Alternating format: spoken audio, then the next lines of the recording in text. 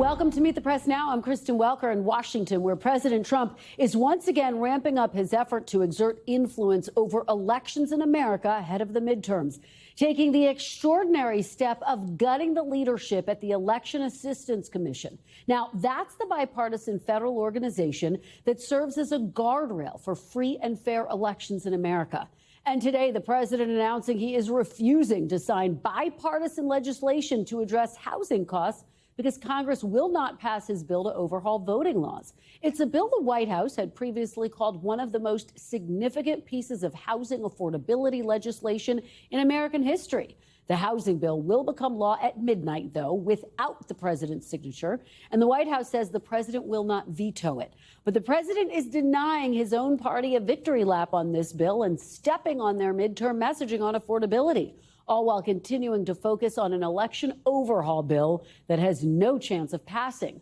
Meanwhile, the firings at the Election Assistance Commission are the first by President Trump since the Supreme Court granted him sweeping new authority to remove members of independent federal agencies. It's a decision the president heralded at the time as a major win for him and also his administration. The right, and not me, it gives a president the right to do what the president should have the right to do. And it's very interesting. It's a big ruling. It's been going on for almost 100 years. They've been working on this, and you know that it comes down at my term is a very great honor, but it bestows additional powers, or maybe the same power, on the president. The president has the right to do this, and that has to do with a lot of agencies all throughout the system. So it's considered, you know, the biggest of the group, and I can understand that this has been going on for almost 100 years. And today's developments come just days after the Justice Department threatened criminal charges against state election officials if they do not crack down on non-citizen voting, which multiple studies have found is extremely rare. NBC News' Julie Sirkin joins me now from the White House. Julie, great to see you. Thanks so much for starting us off. So let's start right there with the president firing the final 3 commissioners on the Election Assistance Commission. What is your reporting? What are your sources telling you about why the president did this and what his goals are here?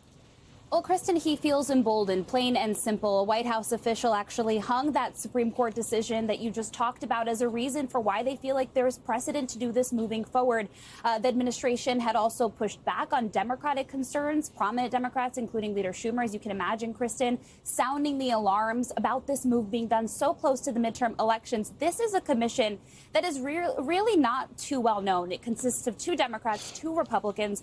One of the Republicans actually resigned several months ago. But now this move by the administration, by the president, means there is nobody to dole out funds, federal funding to states so that they can run their elections, nobody to test the voting equipment, to make sure that these states and localities are ready when the midterms come up. And that's just a couple of months away, Kristen. And the president now, there are fears, could replace all of those board members with people who are friendly to him.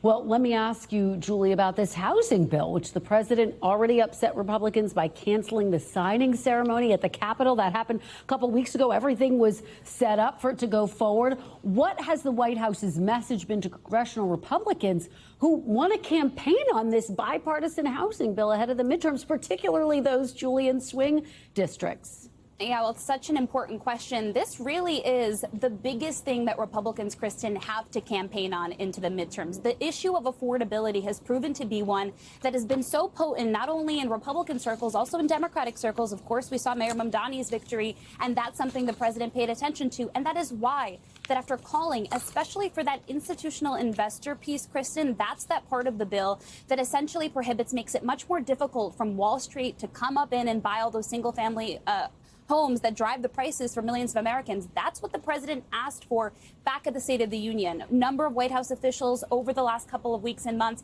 have told me, have urged, even despite the president's statement saying he doesn't really care about this bill, that he wants it done. Now the president saying, I'm not going to sign it into law, but it becomes law anyway. And so when I talked to a senior Republican leadership aide just this morning, Kristen, they told me we did our job. Republicans are going to say that they passed a monumental piece of housing legislation, that they are addressing the affordability issue. What the president does is not something that we can control. Kristen. All right. Julie Sirkin starting us off from the White House. Julie, thank you so very much. Really appreciate it. Joining me now is Republican Congressman Mike Lawler of New York. Speaking of swing districts, Congressman, thanks so much for joining us. Really appreciate it. Thanks for having me, Kristen. So before we get into the midterms, let's just talk about this housing bill. You're a co-sponsor of the bill. The president saying he's not going to sign it, but he's also not going to veto it. But do you think the president's making a mistake by not signing this bill, Congressman? I do. I've said this repeatedly. I think the president should sign it and should declare victory. This was a bill that we worked hard on with his administration, with a Republican-led Senate and House, and we're able to get broad bipartisan support. And most of the provisions in the bill are led by Republicans. There are a few Democratic provisions, but this is a big win on the issue of housing, which I've said repeatedly is one of the biggest drivers of unaffordability in America. It's the first comprehensive bipartisan housing package in 36 years. And from my vantage point, it does a few things. Number one, it increases supply. We're 8 million units underbuilt nationwide. It cuts red tape significantly. It increases access to capital and especially reforms community banks, which is critical to get more money into the hands of home builders and buyers. And ultimately, it will help reduce cost. When you look at my district, for instance, Westchester County, the average home value went from $700,000 to $1.1 million over the last 5 years. That's a massive increase. That makes it very unaffordable for a lot of families, especially young people. And the average age of a first-time home buyer, Kristen, is now 40 years old. I'm going to be 40 in September. I bought my house at 28. So we have a lot of work to do on the issue of housing. I think it's one of the biggest issues impacting the American people. And this is a big bipartisan win. And I certainly, as I did a few weeks ago, encouraged the president directly to sign it. I'm glad he's not going to veto it. But I do think this is a big win. And I certainly, for one, will be campaigning on it. 6 of my bills are in the final package. Well, and to the point that you're making about housing really being at the crux of affordability, I do want to play a little bit of what President Trump said about this very bill last month. Take a look. Here's what I would like to say. Much more than a bill, that big deal. It's a yawn.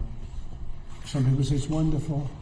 To me, compared to the Save America Act, just about everything is a big yawn. It's a big yawn compared to the Save America Act, Congressman. Look, I know you support the Save America Act. That's the president's effort to overhaul elections, some of the election guidelines in the country. But do you think it's more important than the housing bill? I mean, what would your response be to him? Look, my number one priority for my district has always been the issue of affordability and the cost of living. It's why I fought so hard to lift the cap on salt and deliver real tax relief to my constituents. You know, my constituents saw anywhere from a $5,000 to $20,000 tax refund because of the working families tax cut, no tax on tips, no tax on overtime, no tax on Social Security, and the increase in SALT cap from $10,000 to $40,000. But housing is a major issue, along with energy prices. You know, Kristen, in New York, utility rates are up 58% over the last 6 years. That has nothing to do with Washington or what's happening in the Middle East, and everything to do with policy out of Albany, where they shut down nuclear power, shut down natural gas, block pipelines. I want to work on permitting reform. That is something that I think we can get done this Congress as well. And I've said repeatedly, and I've said it to the president, housing and permitting reform are the 2 biggest things we can do to address affordability. I understand his position on the SAVE Act. I support, photo ID. I support proof of citizenship. But the fact is that when we're talking about the American people and what they are most concerned about, most Americans are concerned about the cost of living, and that remains my priority and my focus. Well, when the president refers to the housing bill, which, by the way, housing, as you're mapping out, a part of the American dream as a big yawn, does that undercut your efforts to win in this swing district? No, look, I've been very clear on my views on this. And, my constituents know who I am. It's a district that Kamala Harris won, Joe Biden won. There's 80,000 more Democrats than Republicans. But I've gone into every community in my district. I've done over 2,000 in-person events over the last 3 years. I've closed over 9,000 individual constituent cases, brought back over $120 million to my district between benefits due to constituents and community project funding. I've passed dozens of bills. I've been rated among the most bipartisan and effective members of Congress repeatedly. So I'm going to run on my record. I'm going to run on addressing the issues that matter to my constituents, and I'm delivering for them. And that's what I'm proud of the work that we've done. I do want to get your take on the president firing the Bipartisan Election Assistance Commission. Republicans have long argued for fair elections. How do you think removing those commissioners just a few months before the midterms impacts people's confidence or lack thereof in the election process, Congressman? Do you agree with the move or do you disagree with it? Well, obviously, the Supreme Court decision gave the president the authority to do it. I would not have done it at this moment. Heading into the midterms. But elections are administered at the state level, and I have full confidence in the state of New York to administer the elections. It is bipartisan in New York, one Republican, one Democrat in every county, and the staff are co-equal. They do a great job of administering the elections, so I am fully confident in what's going to happen in November, and I look forward to winning. Very quickly, Chuck Schumer saying that this is to further seize control of the election process. He says whether or not there is any impact from the decision, it is the appearance of the president meddling in the election process. Do you agree with Chuck Schumer in this instance, given that you're saying you would not have taken this action right now? No, look, I don't agree with Chuck Schumer on just about anything at this point. He's proven himself to be hyper-partisan. He was fully in favor of Graham Platner as the Maine Democratic nominee until he wasn't. So, frankly, anything Chuck Schumer says is entirely political at this point. Let me ask you big picture about your race. As you well know, the Cook Political Report considers your district, the 17th, to be the only true toss-up district in New York. Democrats have picked a combat veteran, Kate Connolly, to go against you in November. What's your strategy, Congressman, to pull out a win in November? You think you can do it? Oh, for sure. Look, I've won 3 times in 2-to-1 Democratic districts. I am from the district. I've lived my whole life here. Kate Connolly parachuted in here at the behest of national Democrats to run. And while I respect her service, the fact is she served on the Biden administration in the NSC during the fall of Kabul and Afghanistan and the terrorist attack at Abbey Gate as the director of counterterrorism. She'll have to answer for that. In addition, the fact is, whatever she calls herself, whether it's a moderate or a progressive, she does not disagree with the views of the Democrats that are winning in New York. She supports abolishing ICE. She supports sanctuary cities. She supports open borders. She supports increasing taxes in the largest tax increase in American history. So at the end of the day, there will be a very clear contrast between my record and hers, and I look forward to it. And frankly, Kristen, I challenge her again to 6 televised debates, and I would welcome you, Kristen, to host one immediately. There's no reason why we should wait until October or late September. Let's get it started now. This is one of the most competitive races in the country. It will determine control of Congress. And, she likes to tout that she's a combat veteran. She's called me a coward multiple times. Let's go. Let's debate. All right. Well, we're going to track it very closely. And as you know, I like a good debate, Congressman. So let's see what happens. Congressman Lawler. I welcome it anytime, Kristen. Let's follow up. Thank you. Thank you so much. Thanks so much for being here. I really appreciate it. And I do want to turn back. Thank you, Congressman. I do want to turn back to the president's gutting of the Election Assistance Commission. Joining me now is Matthew Weil. He's a former staffer at the Election Assistance Commission and is now vice president of the Bipartisan Policy Center. Thank you so much for joining me. Really appreciate it. Thank you for having me. So let's just talk big picture here so that people understand exactly what we're talking about. What is the Election Assistance Commission? What does it do? Why is it so critical? Yeah, the Election Assistance Commission was set up after the 2000 Florida election, when there was a realization that the country really needed to upgrade its voting systems and its voting processes. So the EAC, over its 2 decades of service, has doled out about $3.5 million in grants to replace punch card machines, lever machines, to upgrade security, both physical and cyber. It sets the guidelines by which we test the election technology. It puts out reports, it collects data. So it's really the voice of election officials, state and local election officials in Washington for when these debates over election administration happen. It works with Congress, it works with all the administrations, and it really provides a bipartisan look at what can modernize voting for all Americans. Can the EAC function effectively without any commissioners?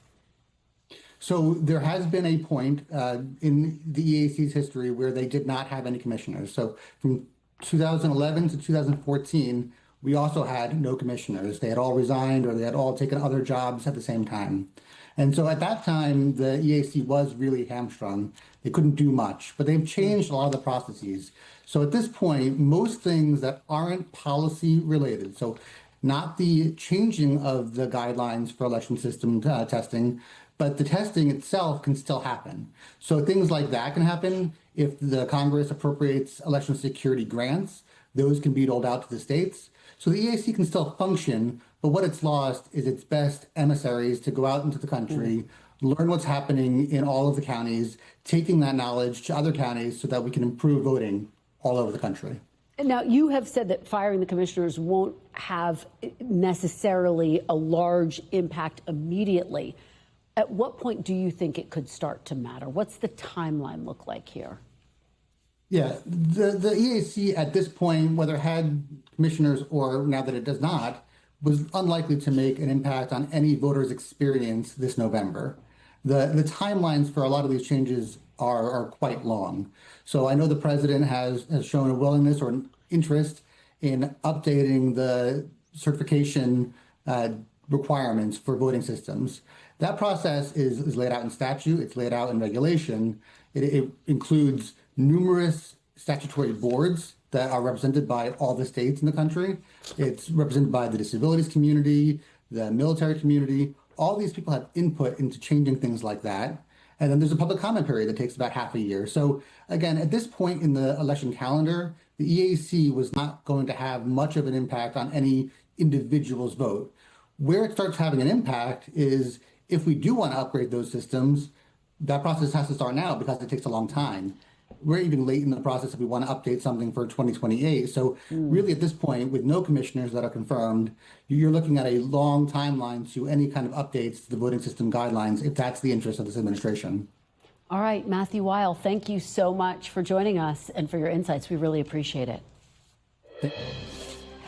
Coming up, President Trump declares the ceasefire with Iran is in no uncertain terms over, but says the U.S. will still continue talks with Iran, even as Israel reportedly warns of a new Iranian plot to assassinate the president.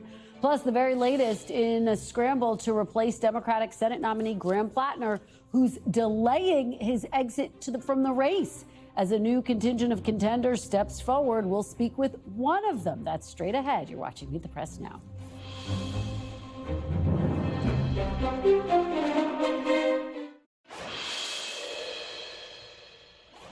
Welcome back. Questions continue to swirl around the Trump administration and the renewed prospect of a prolonged conflict with Iran. Today, President Trump posting on social media, Iran has asked to continue peace talks and the U.S. has agreed, but he reiterated the ceasefire is over. It also comes amid reports not confirmed by NBC News that Israel shared intelligence with the U.S. about a new Iranian plot to assassinate the president. In an interview with the New York Post, President Trump pushed back on that report, saying he's been on Iran's kill list for a long time and adding, quote, "The only thing is I've left instructions if anything happens to just literally bomb them at levels they've never seen before." Joining me now is NBC News senior national security correspondent Courtney Kube. Court, back with us. Thank you so much for being here. So what is the latest here? Obviously, there were strikes overnight. Are you anticipating more tonight and over the weekend? It's hard to say. So Iran has not been active in the Gulf, or excuse me, in the Strait of Hormuz in the last few hours. So it seems as if that is the pattern where Iran lashes out either at allies or in the Strait of Hormuz and the U.S. military responds, it's possible that we're in a bit of a break from that pattern, but it could also re-tick up at any point. I think one of the big questions here is, are there elements, there's a concern about the IRGC being the one who is starting these fights. And could they just keep starting these fights? How fractured is the leadership here? What we have to remember, if in fact the U.S., the Iranians, IRGC, it does start attacking commercial shipping again, we will see continued military strikes. There is no doubt about that. Well, your point about just how fractured the leadership is, Court, is really at the root of why it is so challenging to get a deal with Iran. And talking to allies of the president, they say this, that who are we exactly negotiating with? So I guess the question becomes, looming over all of this, the president's comments that he's at the top of the list for Iran to assassinate. And now this new reporting by the Wall Street Journal that there's Israeli intelligence that points to a fresh assassination plot. The president downplayed that. What are you hearing? What do we know about all of that? The president has been on their list for years now, back to Qasem Soleimani, and frankly, probably even before that. So at this point, it's not clear that there is some fresh plot, but anytime you would have a renewed conflict. So remember, there was still this ceasefire it was holding when President Trump was going over to Turkey. But then when the U.S. and Iran started trading fire, that would increase any kind of a Secret Service concern about the president. So it doesn't surprise me that there's been an even heightened concern about him this week as this firing has gone back and forth, but we're not aware of any specific plot. And back to what we were talking about with the negotiations and how this is so difficult. What's really fascinating is to watch how this has evolved since the war. There was a time during the really active part of the war, major combat operations, where we were hearing that one of the reasons that Iran was holding on is because of their decentralized leadership. So they were able to sort of have the lower level leaders make decisions, even go so far as to fire ballistic missiles in some cases. Well, now that's hurting the efforts at peace because the decentralized leadership, in some cases, is still calling the shots, and they could derail the peace prospect. Court, what about the president's threat to potentially reimpose the naval blockade? They could do it at almost a moment's notice. They still have about 24 ships out there. They got hundreds of aircraft. The reality is they still have helicopters, fixed wing, drones that are flying every single day, and they have the ability to go forward with it. It's an option that's on the table, but I've been asking constantly about it, and I don't get at this point, it doesn't seem that the president has decided to actually pull the lever and restart it yet at this point. All right, Courtney Kube is always on top of all of the developments out of Iran. Thanks so much for being here on this Friday. Really appreciate it. Coming up next, crowded contest. We'll speak with the latest candidate to jump into the race to replace Graham Platner as Maine Democrats confront an unprecedented situation with control of Congress potentially on the line. Stay with us. You're watching Meet the Press now.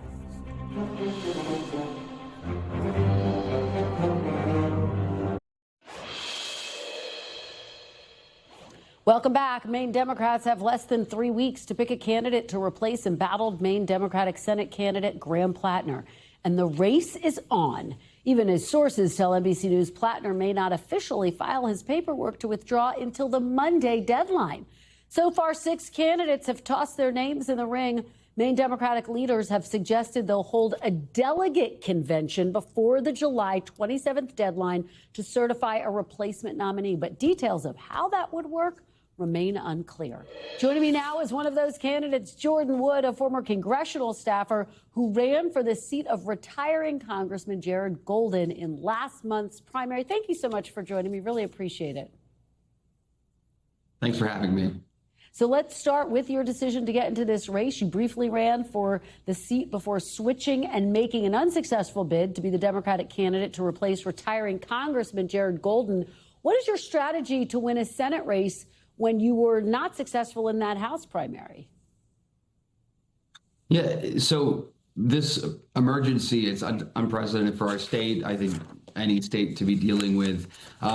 We need to keep focused on the goal of defeating Susan Collins in November to elect a Democratic majority that is going to stand up to Trump, hold him accountable, but more importantly, deliver for the people of Maine. And we've got to come out with a candidate here that is best positioned to do that. And I think we need to both continue to carry on the movement, the platform that was supported in the primary, and separate the candidate in Graham Platner, who has demonstrated he is too flawed to carry on. But, I campaigned with Graham Platner, actually was in the Senate race before going over to the House race. And Graham and I have the same platform. We both support Medicare for all. I support putting conditions on future aid to Israel and ending the genocide in Gaza. I support getting rid of the filibuster so that we can guarantee abortion rights, democracy reform, and so many other issues. So I feel confident that I am a candidate who can carry on with that platform because I have run on it. And the people of Maine know that. I've had town halls in all 16 counties across the state.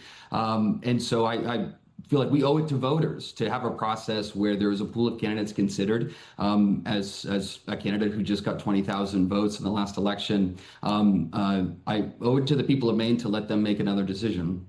You got 20,000 votes. Graham Platner in his primary got 150,000 votes. Do you think you have enough time to energize Democrats, independents, the type of voters you would need in order to win in November? How are you going to do that?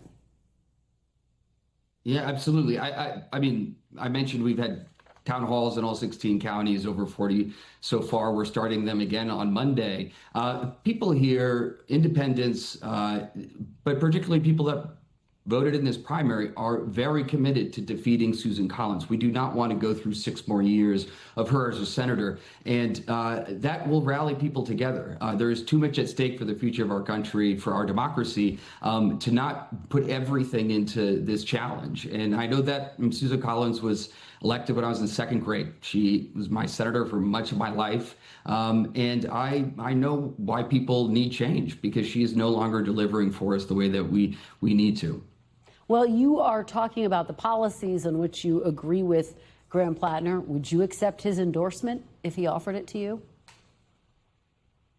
No, I would not accept his personal endorsement, but I welcome unions, progressive organizations, leaders, people that were part of this movement to come join this campaign. But I think it is best that Graham step aside and not make himself a focus of this general election, because it will undermine the effort to beat Susan Collins.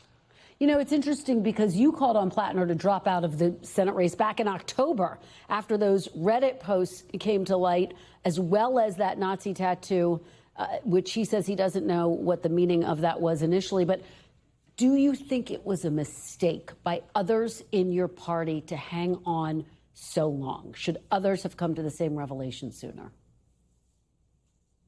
Yes, I do. And it was not an easy decision I made in October. We have ranked choice voting here in Maine. And so one thing that Graham and I talked about on the campaign trail is that it's okay to have 2 aligned progressives who are both millennials, reformers running, because it doesn't take away from the other's campaign. You can work in coalition. And when the first disclosure of these Reddit posts came out, I waited to see how Graham responded to them as they built. But I was not satisfied with his explanation and how long these had gone on. My husband is Jewish. We are gay. Some of the homophobic slur. I didn't feel like he understood the pain he caused other people. But on the tattoo as well, I was not satisfied with his explanation.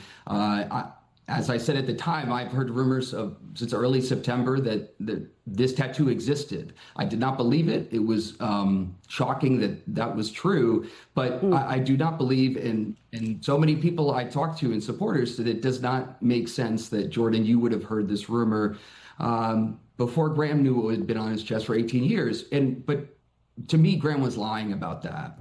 And that's the big crisis we deal with here, is if you are not going to be truthful and transparent about these transgressions in the past. I believe deeply in forgiveness and second chances, but we don't know what else you could be lying about. And it is such a risk with so much at stake for our country to nominate a candidate that hasn't been truthful with the people surrounding them that are helping them get elected. Ultimately, people did not agree with me, and I stepped down to run in another seat because I do agree with Graham on the issues. Let me ask you, because Platner has yet to formally withdraw from the race.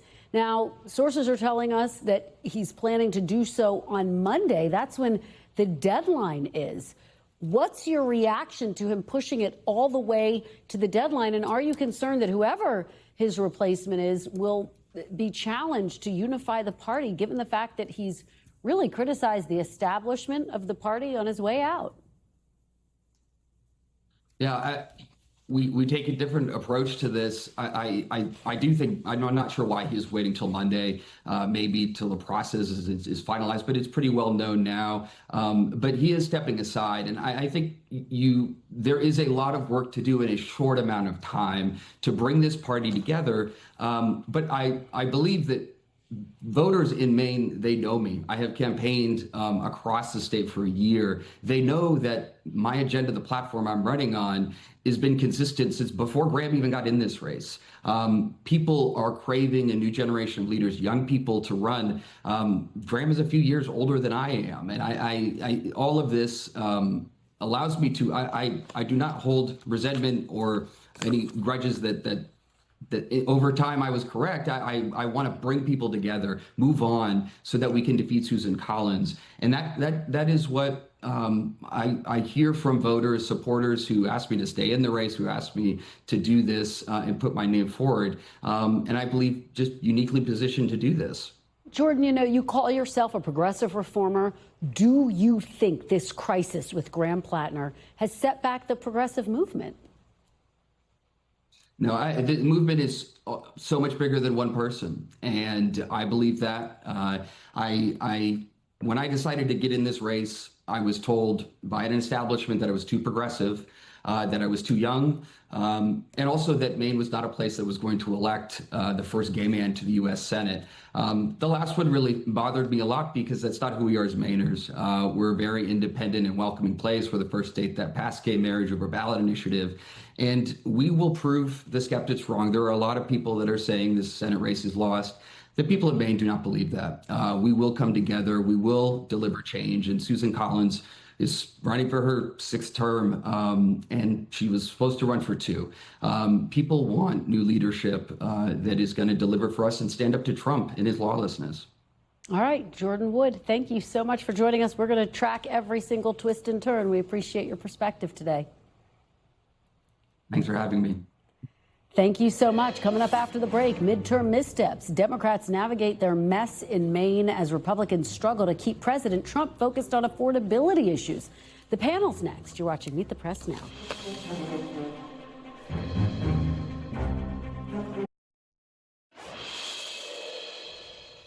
Welcome back. Joining me now is our panel, Deepa Shivram, White House correspondent for NPR, John McCarthy, former senior advisor to President Biden, and Matt Gorman, Republican strategist and an NBC News contributor. Thanks to all of you for being here. Gee, I wish we had something to talk about. It's Friday. We're so close. Yeah. So close. Let's start in Maine. Sure. Look, you just heard my conversation with Jordan Wood, and I continue to go back to this point. Jordan Wood, one of several candidates now vying to replace Graham Platner, who's also saying, I don't want his endorsement. And that's the crux of the challenge for these candidates, to embrace his policies but distance themselves from him. Right. I mean, and with not very much time in the equation, very much getting 2024 flashbacks here. It's a lot. Yeah, it's just such a complicated position for any of these folks to be in with that ticking time clock that we're talking about. And also just the fallout from everything that's happened. I mean, you've already lost so much enthusiasm and that, like excitement people had about this race, for that to fall away, to kind of close that gap. And then we were talking just earlier about like an enthusiasm gap, right? A charisma gap, like filling all of these voids now is just such a tall order that it doesn't really leave exactly like a one path forward that makes sense. John, you know, the thing that seems to be looming so large over this is 2024 and the memory of former Vice President Kamala Harris getting into the race late. Now, she wrote a book basically saying the shortened timeline is why she lost. You can debate that all day long, but there's no doubt that a shortened timeline doesn't help. How do you see this unfolding from here? It certainly doesn't help. And I mean, the vice president had the advantage of being the sitting vice president with near universal name ID. I mean, in this race, this person's going to be stepping in and having to both define themselves. And then Susan Collins still hasn't had to have been defined for voters yet. So, I mean, they're going to have to step in and do something that's pretty massive. I do give the state party credit here, though, because I do think that that's one of the biggest differences from 2024. They've put forward a very clear process. They're looking forward to kind of bringing people into it. They want to have an open conversation about who that gets to be, which I think is a very big shift from what happened in 2024. Matt, take us inside your conversations with Republicans. How is the Collins campaign feeling right now? I mean, undoubtedly, they're sitting back saying, boy, this is a mess. At the same time, she had a pretty clear playbook against Graham Platner. Well, she was running against an alleged rapist with a Nazi tattoo, so I guess there's nowhere to go but up if you're the Democrats. But also, I mean, look, they're looking also to 2024 as what the playbook is for this, too. They anticipate at the end of the month, whenever this nominee comes through, it could be a very complicated and messy process. There'll be a gush of money. There'll be a deluge of positive press. Then the real work will begin, just like it did in 2024. It wasn't until really, as we were talking, September that you really started to actually have really scrutiny on Kamala Harris, and the spotlight after the initial gush of the convention, all the attention from the switch was off for a little bit. And they anticipate, I would believe, a lot of that will go in the exact same way. And look, everyone realizes this is going to be a tough race. It's not going to be easy no matter what. And I think Collins is ready for that. I will say, like, there was an interesting thing that played out post-2024, which was the recognition that there wasn't really a lot of choice for voters, right? This happened very quickly with Kamala Harris. It all speedballed very fast, and that was on purpose on her campaign's part.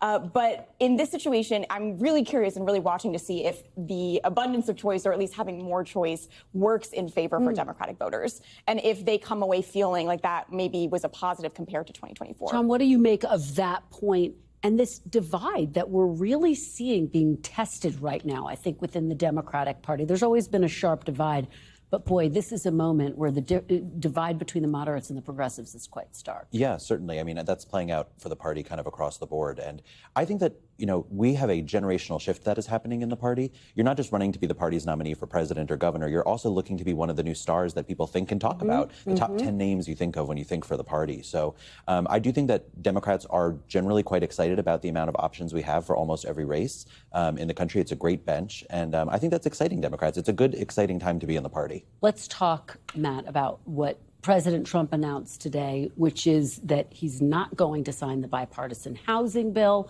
He's not going to veto it either. This is something that I was talking to Congressman Mike Lawler. He says it is central to affordability for voters. I want to play a little bit of what Republican lawmakers had to say, and I'll get your reaction on the other side.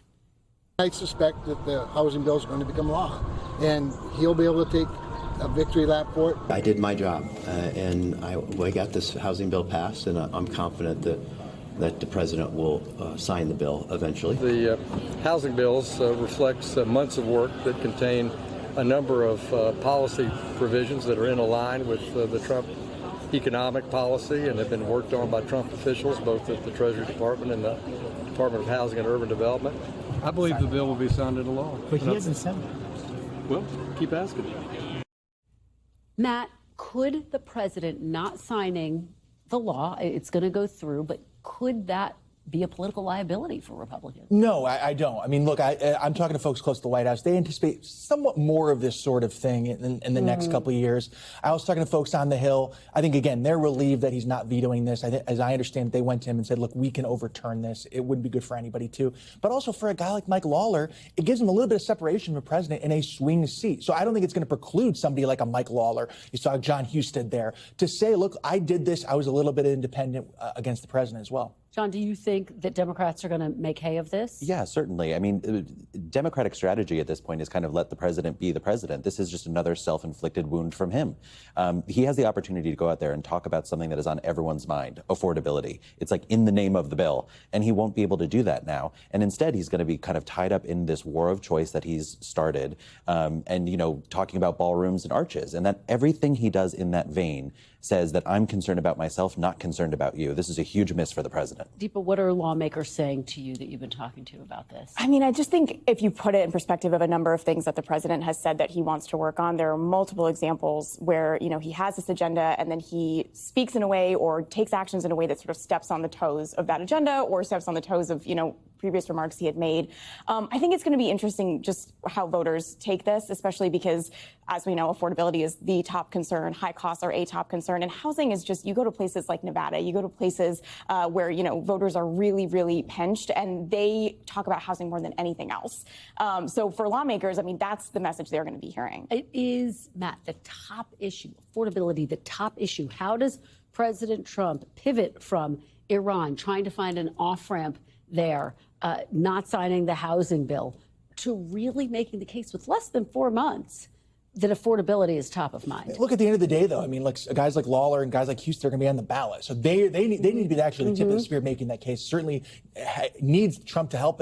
Absolutely, I agree with that. I also think with the Iran stuff, what's been telling me in the last, I would say, 72 hours since the ceasefire has gone kaput is that, the oil markets have been relatively flexible. And I think that could allow for the fact that if oil markets are not going haywire, $150 barrels of oil aren't happening, we could see low-level kinetic activity between Iran and the U.S. consistently for the foreseeable future without affecting the economy writ large. Yeah, John, how do you see Iran at this point? Because the president does appear to be looking for an off-ramp. We have seen gas prices come down. Yes, they ticked back up about 5 cents per gallon in one day this week because of these renewed hostilities. But how do you see this playing out? There's still 4 months. There's still time to some extent for these prices to come down. Yeah, I mean, the president has been searching for an off-ramp is a pretty evergreen statement from the last few months here. So the president has not been able to bring people along in this. The American people still don't know why we're in this conflict. He has not defined the parameters, and he hasn't defined what success looks like.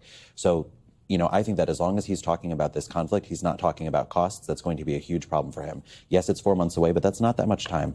Deepa, what strikes me is the president doesn't seem to know what his next steps are going to be in Iran or whether a deal is possible. I mean, that's just been the case from the beginning. I think the whiplash that we've all heard and experienced since the beginning of this war has been pretty present, and especially in the last couple of weeks, especially coming out of that NATO summit that he was at in Turkey. I think we're just at a point where we don't know, and it could change literally, within days. And that's just what we've been dealing with for a while now. And that puts voters in a really precarious position because they just simply don't know what to expect. Okay, guys, really appreciate it. Deepa, Matt, and John, great Friday conversation. Thank you. Coming up next, growing consensus by bringing together Gen Z and millennial legislators from opposite sides of the aisle. We'll have the very latest installment of our Common Ground series coming up next. Stay with us. You're watching Meet the Press Now.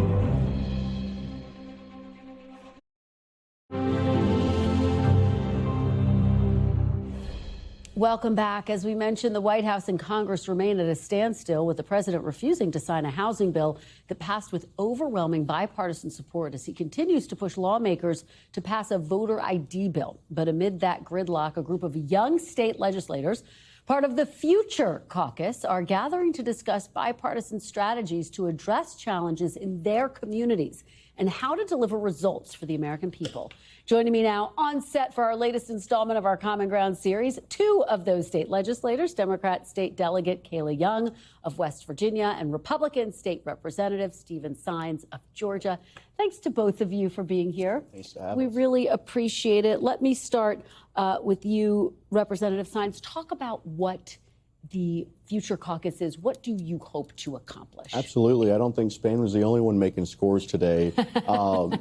Really, it's a place that gives, because proximity matters, especially in a relationship-oriented profession like state legislators. We're not professionals. We're all citizen-oriented legislators. And being able to be in the room, not just with those that you share a background with and a partisan connection with, but also those who represent everyone else in this beautiful union we have, really gives you the ability to understand that policy perspective in a 360 way. State Delegate Young, how do you see it? What do you think? What do you hope you can accomplish? And how important is bipartisanship to this caucus? It's incredibly important. We bring together lawmakers from all over the country, and we get together based on our age, not our partisanship. So we don't even know what party we are. We just get together and talk about policy, and we're honestly much more effective than the lawmakers that we serve with. We care about getting things done for people. Well, let's talk about one of the headlines today. The president saying he's not going to sign the housing bill. It is a bipartisan piece of legislation. State Representative Sainz, how do you see this? Do you have any concern that it could impact Republican chances of trying to hold on to the House and Senate? You know, one thing that I try to focus on, at least in the State House, is where is the pragmatism instead of the partisanship? And I think that I can't speak for D.C., and I very much intentionally stay in a State House-oriented lens. We did a lot of great success with literacy bill, and it took a cross-partisan effort to do that. And I hope that whether it be in housing or any other issue that our federal government needs and has to tackle right now, especially on affordability issues, which both Republican households and Democrat households are feeling, that gets done. How the sausage gets made up here, I'm not a content expert in. How do you see this decision? Look, this is still going to become law. This is effectively the president saying he wants to pass his voter ID bill, and this is his method of trying to make that argument. So the law is going to pass. Yeah, it's absolutely going to pass. And I think it's just another example of why Congress remains in gridlock and makes voters apathetic, quite frankly. And they should really be looking to their state lawmakers to be getting things done, because we are. You know, you made such an interesting point, and you've touched on this, which is the gridlock here, how the sausage gets made here. How do you think people in your state perceive what is happening here in Washington? Do you get the sense that they're fed up? Absolutely. They're completely fed up, and they're apathetic about voting in general because of it. And I can understand why, because they want government to be a little more boring and to just function like it's supposed to. And what do you make of that? What do you hear from your constituents about what happens here in Washington? And what's your message to Washington lawmakers? Yeah, there's a level of feeling of a disconnection, but I also think, just because you're cross-partisan doesn't mean you can't look at the president's focus on election integrity is a great example. My voters want to not just have a credible election, which we do in Georgia, but have faith in that election. And I think that emphasis is, in the way you put it, nothing wrong with that, but there's definitely a feeling that we need more responsiveness quickly. And I agree, the State House is the place that you can get quick and meaningful solutions that Congress is just not capable of moving in that speed. One of the things that we are tracking is the divide in both parties. State Delegate Young, we're seeing this in the Democratic Party. We spent a lot of time talking about this related to the Graham Platner crisis in Maine, for example. But it does highlight this divide between progressives and moderates within the Democratic Party. How do you see this divide playing out? Is there room for both? And do you think that we're seeing really the emergence of Democratic socialism and Democrats are further to the left? Yeah, I think we'll see come fall, right? We don't know exactly. Primaries are one thing, but generals are a completely different thing. I think voters and the American people want and deserve pragmatism and people that can actually get things done, rather than being able to say that they're the winner of an election or the winner of a policy. It doesn't need to be red versus blue all the time. We just need to get stuff done. And State Representative Sainz, how do you see the divide in your party, in the Republican Party, where you do have, again, moderates, you have the populists, you have the more conservative members of your party? Absolutely. In Georgia, we went through a very competitive primary for our governor, and I was excited how the results came out, and we had a person who's practical, who knows the lens of poverty and success and small business. But what we see is, a very deep divide in a lot of different issues and feelings. It's when those feelings become a reducing point to getting things done that it's a negative. Our democracy is messy, and an ever more perfect union is what we're working towards. We haven't achieved it, and I appreciate that messiness. Yeah, well, speaking of the gubernatorial race, billionaire Rick Jackson won the Republican primary. He poured in more than $100 million of his own money. You endorsed him. You're referencing him.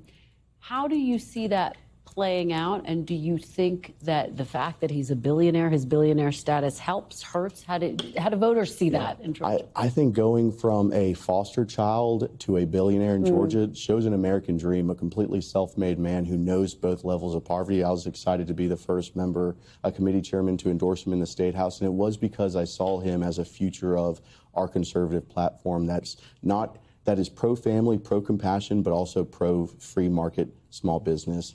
enterprise. We only have about 10 seconds left, but how do you see that divide? Zora Mamdani told me he doesn't think billionaires should exist. Yeah, I'm not sure billionaires should exist when we have kids that go to bed hungry.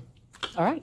We'll leave it there. Thank you for a fantastic bipartisan conversation. Stephen Sainz and Kayla Young, really appreciate it. We'll be back Monday with more Meet the Press Now. And if it's Sunday, it's Meet the Press. I'll have exclusive interviews with Congressman Ro Khanna and Senators Lindsey Graham and Adam Schiff. There's more ahead on NBC News Now. We thank you for watching. And remember, stay updated on breaking news and top stories on the NBC News app or watch live on our YouTube channel.